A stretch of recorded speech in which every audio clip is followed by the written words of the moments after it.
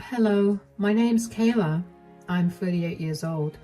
I'm a mother to a deaf mute child and I love her dearly. However, my mother-in-law wasn't the biggest fan of Sierra's disability, to say the least. And she did the worst thing at my daughter's birthday a few months ago, and I want to share that incident with you. Let me first introduce you to my husband, James. James and I met in college. We were in our junior year when we met and we got along great. We decided to give dating a shot, and before we knew it, we were in love. We remained together for the next 7 years. I know usually people get married after dating for 3 to 4 years, but James and I were too focused on our careers to think about marriage. We wanted to be more than financially stable when we got married, so we could do all the things that marked a marriage, like buying a house and having kids. Anyway, it took us a long while to get that stability, and as soon as we were there, we got married. We closed in on a beautiful house, and after we settled in, we began trying for children. It took us quite a while, but eventually, I finally got pregnant. We were ecstatic, and even though I was on the scale for a risky pregnancy, James and I were hopeful that everything would be normal. I made sure to study up on what's best for a healthy baby and followed a very healthy lifestyle for 6 months of my pregnancy. It wasn't an easy pregnancy at all, though. I had a large number of issues crop up due to it, and I was at risk for diabetes as well. Every day was painful, but I powered through. But then one day my blood pressure spiked too high and I had to be induced into labor. If I hadn't been induced, my baby would have died, and James and I did not want that. However, things only went further sideways, so I was rushed into the operation room for an emergency C-section. I lost a lot of blood that day, almost died, but thankfully the doctors and nurses worked really hard to stabilize me. Since my daughter was born very prematurely, she had to be put in the NICU until she was healthy enough. Let me tell you, those were the hardest 3 months of my life. I cannot even begin to tell you how much of a nightmare it was to wake up every day wanting to hear the sound of my baby, but only waking up to a silent house. Thankfully, my daughter made it, and she was a healthy baby. The doctor told me that my daughter Sierra was showing some abnormalities, and after a few tests, they determined that Sierra was going to be deaf and mute.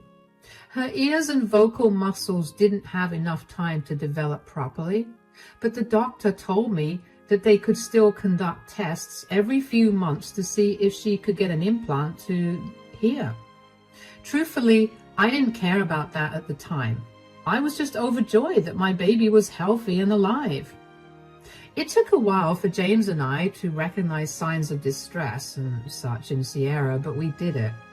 Caring for a deaf and mute baby was something I was not prepared for at all, but I loved my child so fiercely that I knew that I'd do whatever it took to raise her right.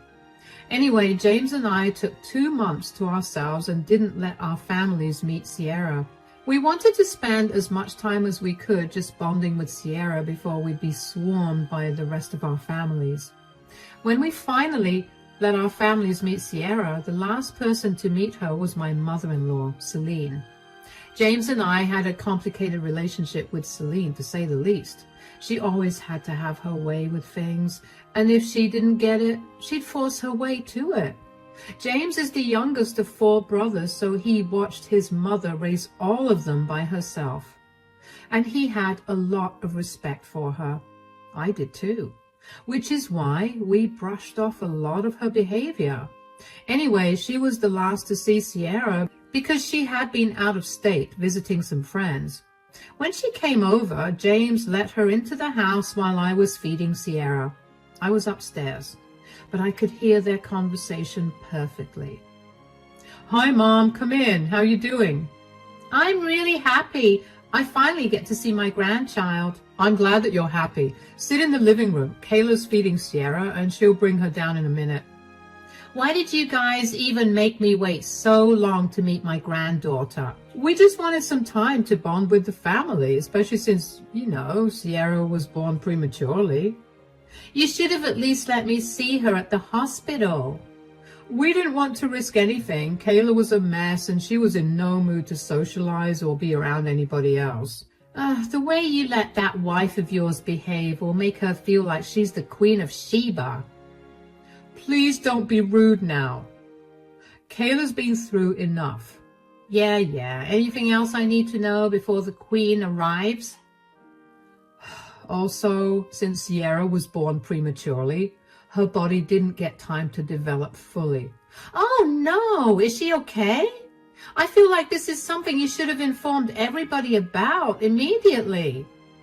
Mom, we were going through something really scary and informing people about things was the last thing on our minds. But no need to worry too much. Sierra is a healthy baby. She just didn't get to develop her ears properly, so she's deaf. And the muscles that would usually help her speak are also underdeveloped, so she won't be able to speak. So she's deaf and dumb? Yeah, but you shouldn't call her dumb. She's mute. And you found this out right now, while she's still a baby? Yeah. Come on. You don't seriously believe that. The doctors just said all of that to get money out of you. Mom, please keep your opinions to yourself. Like I said, Kayla's been through a lot and she doesn't want to hear your opinions. Be nice to her today and just be grateful that you get to see Sierra. Oh, fine. But don't expect me to remain silent about this for too long. Hi, Celine. Look who's here. Oh, there's my granddaughter. She's so cute. I heard everything that Celine had said, and let me tell you, I was not happy about it. She sounded so entitled and weird about Sierra's disability. I couldn't help but feel like she was going to be difficult to deal with in the future, and I was right. Over the next 3 years, Celine was an absolute pain. She wouldn't stop giving me her insights and opinions about Sierra's disability. She never insisted I did anything, and if I got even a little defensive, she'd tell me not to overreact because she was just giving me her opinions. Whenever I would tell James about it, he'd look defeated and tell me that Celine's behavior was her nature. He'd tell me that she was a traditional woman, so explaining these things to her was not going to change the way that she behaved because she would not accept the explanations. I get being a traditional person, but being traditional doesn't have to mean being ableist. Anyway, I would still bring Sierra around to spend time with Celine because not doing that would become a nightmare for James and me. One particular day, I was supposed to go over to Celine's place with Sierra after a doctor's visit. I ended up running a little late, and when I got there, Celine was standing at the front door looking irritated. Where were you guys? We're sorry we're late. We were at the doctor's. Doctor's? Is one of you sick? No, Sierra just had a checkup. Her doctor put her on some medication to see if she'd be able to strengthen her muscles that are used to talk. He was also checking on her ears to see if there was any way for her to get an implant. I thought I told you that this was all nonsense. Excuse me? Oh, so James didn't tell you. Look, Sierra is still a baby. There's no way a doctor is able to figure out that she's deaf and dumb just by looking at her. Give her body some time to develop and then you'll see that you're worrying about nothing. Well, medicine has improved enough for doctors to be able to determine deafness in infancy itself. Sierra is very much deaf, and no amount of time is going to change that. Why are you so stuck up in your ways of thinking? How am I possibly being stuck up in my way of thinking? I'm trying to do what's best for my child. You clearly didn't do the best for her because you birthed her too early.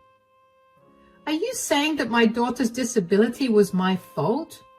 I didn't say it, but since you're admitting it, I'm not admitting anything. I almost died giving birth to Sierra. Would you rather one of us not be alive? You think I don't feel bad that I robbed Sierra of a regular life? Don't twist my words. I don't care about what you feel. I just care about Sierra. You're wasting your money on useless doctors. That's money that you could be saving for her education. We're not wasting money on anything. We're simply doing our best to make her life as comfortable and accessible as possible. You're going to make her believe that she's deaf and dumb if you keep taking her to these doctors. And how do you know that the medicines they're giving you are not going to prolong her deafness and dumbness? You sound insane. Why in the world would her doctor do that? James and I are working hard to prepare Sierra for the world, and getting advice from doctors is one of the ways. You don't get to say anything about this or how we spend our money because you're not Sierra's parent. Denying Sierra's disability doesn't change the fact that Sierra is deaf and mute. Either drop it or I'm leaving with Sierra. Whatever. Are you at that time of the month? Is that why you aren't understanding what I'm saying? You know what? I'll leave. I expect those words out of some old-fashioned man, not my mother-in-law. Come back. Stop being so overly emotional. You can't keep my granddaughter away from me. I practically ran back to my car after that. I was seeing red. I couldn't believe that any of those words had left Celine's mouth. That was the first time Celine told me that I was a crappy parent, not as an opinion, but as a fact that she believed.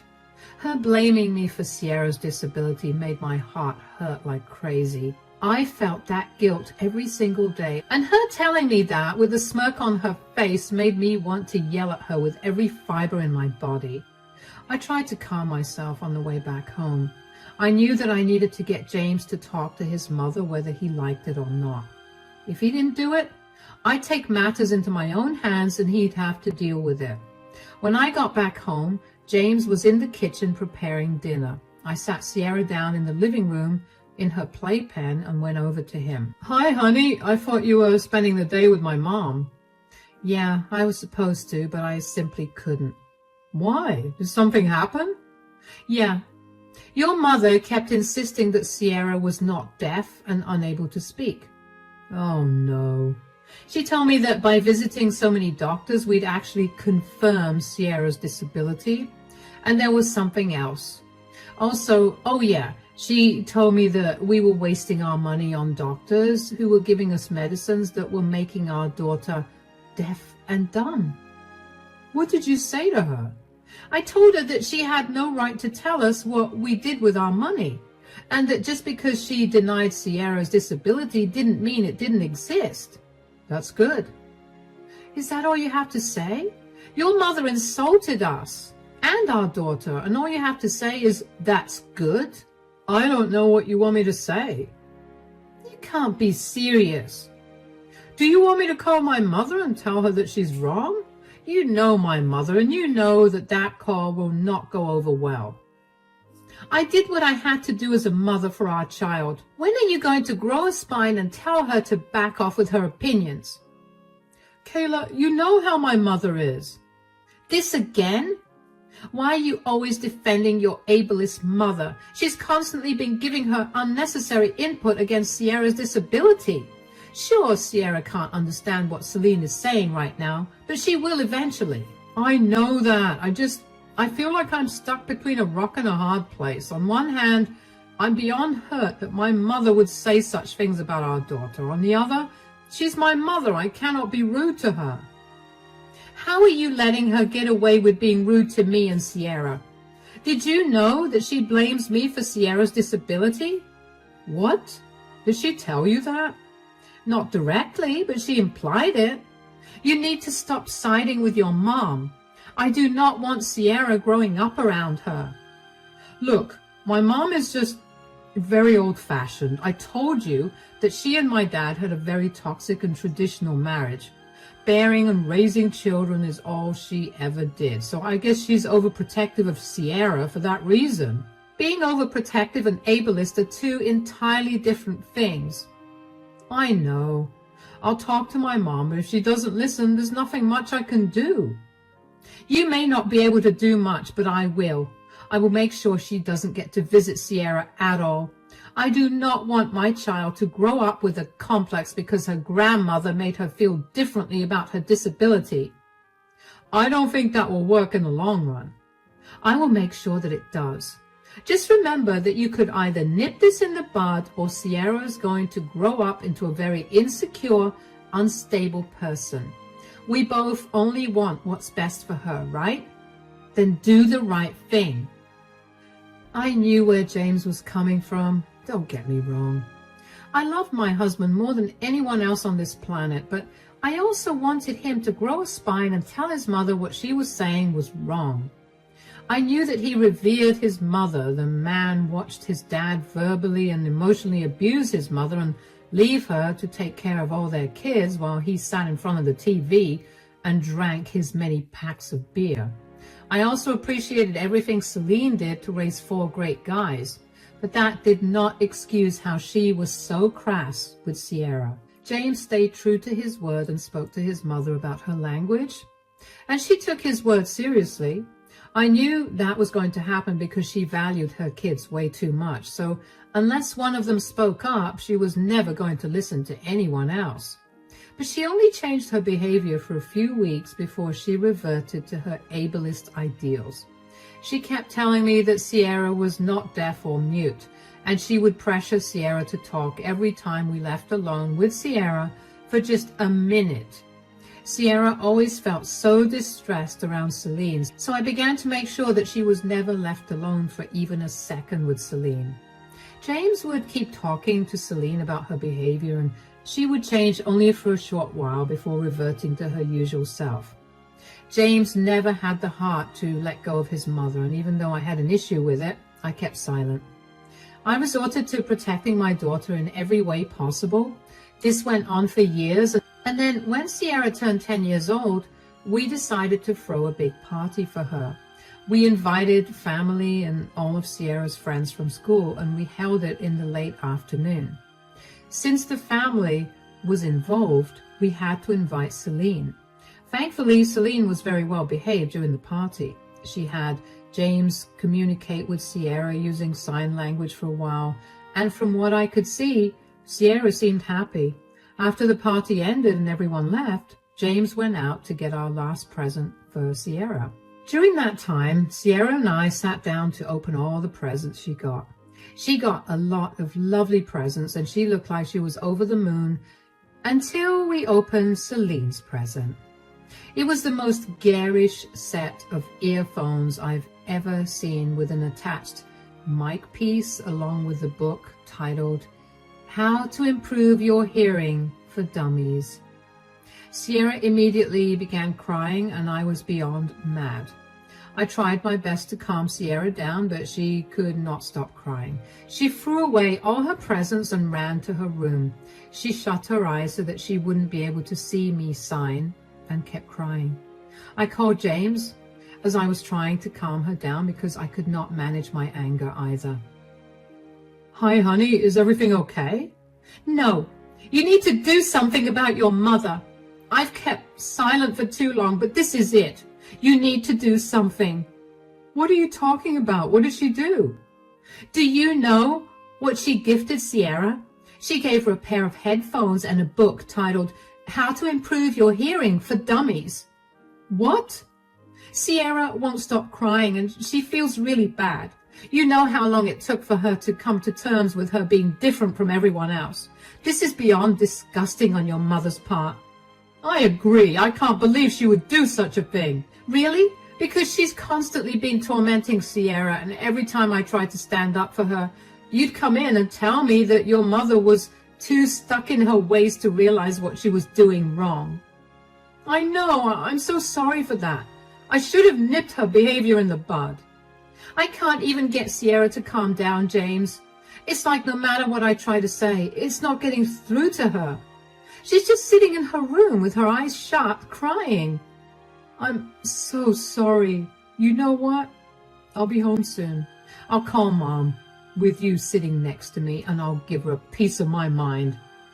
Yeah, but before that, we need to calm Sierra down. I knew my mom was a little mean, but this goes beyond anything I could have ever imagined coming from her. Honestly, I didn't expect this from her too. I should have known there was something wrong with the way she was so well behaved during the party. I promise I'll make this right for Sierra and for us. What are you even going to say to your mom? You know she will only listen to you for a few weeks at best. Eventually, she'll go right back to bullying Sierra. I know. I have an idea of what I want to do. In all honesty, I should have done this from the start, but I'm going to hit her right where it hurts. Nobody makes my baby girl cry like that and gets away with it. I'll apologize to Sierra for the rest of my life for putting her through this. Okay, I'll do my best to calm her down. How long will you take to get back? I'm already sitting in the car, so I should be home in 10. All right, I'll see you soon. Drive safe. Yeah, I'll be there soon. Bye. I never mentioned it before, but Sierra did end up growing up with a complex about her disability. No matter how much I tried to shield her, Celine still managed to have an impact on her. Not a lot, but enough to frustrate her further. Sierra struggled to cope with her classes and simply couldn't understand why she was not like everybody else. When she was 5 years old, she'd have meltdowns every so often about it, and it would break my heart to see her that way. It took James and me a lot of time and love to get her to understand her disability and to make her feel comfortable with herself. What Celine did with her gift was bring all that hard work crumbling down. James came back home in less than 10 minutes, and he practically flew through the door. Sierra had calmed down significantly, but she was still crying and hiccuping. James gently nudged her to sit up and got her to open her eyes. He too was crying, and he kept apologizing to her. Seeing her dad crying alarmed Sierra enough to get her to stop crying and tell her dad that she forgave him. The three of us then spoke about Celine's gift and how what her grandmother thinks of her disability was not a reflection of it at all. We shared a hug, and even though Sierra was still feeling down, I knew that she would be fine with some time. And then James showed her the gift he'd gone to the store to buy, the doll that she had been wanting for a long while. That cheered her up significantly, and I was glad about that. We had dinner together, and after we tucked her up in bed, James called Celine. I sat next to him and listened to the call. Hello? Hi, Mom. Are you home right now? Of course. Why? Okay, I needed to talk to you about something. Yeah? What is it? So we just opened all of Sierra's presents. Did she like my present? Are you kidding? What? I thought it would be nice. She'll finally be able to take some proper advice instead of you and Kayla constantly coddling her. You guys keep reinforcing her being deaf and dumb. That's why she can't make any improvements. I have explained to you countless times that Sierra can't hear because she didn't have time to develop in her mother's womb. Her body quite literally doesn't have the faculties to perceive sounds or help her speak. That's a load of hogwash, and you know it. You just need to add a few drops of the essential oils I recommended. What is wrong with you? You've kept denying Sierra's disability, and you've done way too much to alienate and hurt her. Do you not feel bad at all? You guys coddle her way too much. She's now gotten used to people treating her differently because you keep telling her she's different. I was just trying to set her on the right path. So you think giving her a pair of headphones and a book on how to hear properly was the right path? Obviously, since her parents won't educate her, I took it upon myself to teach her. You know what? Since you wanted to take something upon yourself, why don't you take it upon yourself and never talk to me again? Why are you being so sensitive to this? This is all Kayla's doing. I told you that girl was no good for you. This has nothing to do with Kayla. Do you know how hurt Sierra was that you gave her that gift? She cried for so long and refused to talk to us at all for an even longer time. So? Kids are strong. She'll get over it. You guys made her too sensitive, and now she can't take the fact that she's not as special as you guys have made her out to be. What is wrong with you? Why are you so heartless? You know, I ignored everything you've said and done to Kayla and Sierra for so long because I thought you were just too traditional and set in your ways. That was a huge mistake because clearly you're just a monster. James, that is no way for you to speak to your mother. And giving crappy gifts to my daughter is no way to behave as a grandmother. I don't want anything to do with you anymore. Don't ever come back. I want you out of mine and my family's lives. If you ever try to come close to us, I will call the police on you. Are you serious? You can't seriously be overreacting over one gift that was supposed to be for your benefit. Do you really want to be stuck with a child that would remain with you forever because she believes she's disabled? Why wouldn't I want my child to remain with me? I love her with all my heart. And unlike you, I could never dream of kicking my child out as soon as they're adults. The very fact that you refuse to accept Sierra's disability even now is enough to tell me that you will always prioritize your values over your family. Never contact any of us again. James was red in the face from how angry he was. I was finally glad that James made the right decision. I could tell that this time he was being serious because I had never seen James this upset before.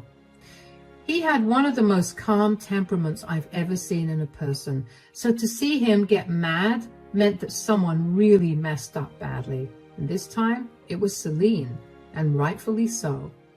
Celine tried to call back as soon as James cut the call, but James declined the call and blocked her number. She then tried calling me, but I let the call ring out. I did not want to hear her voice because Lord knows I would have been a lot meaner than James was to her. I guess Celine realized that she was not going to get an answer from either one of us and left us alone for that night. But for the next few days, she would keep calling me until I was forced to block her as well. In hindsight, I should have known better that Celine would not leave us alone because after a month of no contact with her, we got served with a summons. Celine had decided that since we were not going to let her near us, she would file for visitation rights as a grandparent. James and I were furious about this, but we knew that if we beat her here, she would definitely have no way of contacting us. So we gathered all the evidence we could of Celine's disgusting attitude towards Sierra's disability. When the evidence was presented to the judge, it was decided that Celine would not get any visitation rights. Celine's face as she realized that she lost was something I couldn't help but remember because it was so funny. She looked like she'd been caught doing something she shouldn't have been doing. And honestly, that was a pretty accurate look on her face because she should not have messed with us. She then got a new number from which she kept spamming James and my phones with calls and texts to tell us what horrible people we were and how she was simply trying to protect Sierra from our evil ideologies. After that, James and I got a restraining order against her so that she was not allowed to contact us at all. And that was when I truly felt safe. As for Sierra, she's doing a lot better now. It took us a while to bring her back to her original self, but after a while of watching some very heartwarming videos of other families with deaf children and educational videos on what it is like to be deaf and mute, Sierra bounced right back to her old self. She's proud of who she is, and she's quickly forgotten about Celine as well. James and I are equally proud of Sierra, and we're definitely going to be a lot more careful about who we let our daughter be around. Thank you so much for sticking through and listening to my story. Remember to be kind to everyone, regardless of what they look like.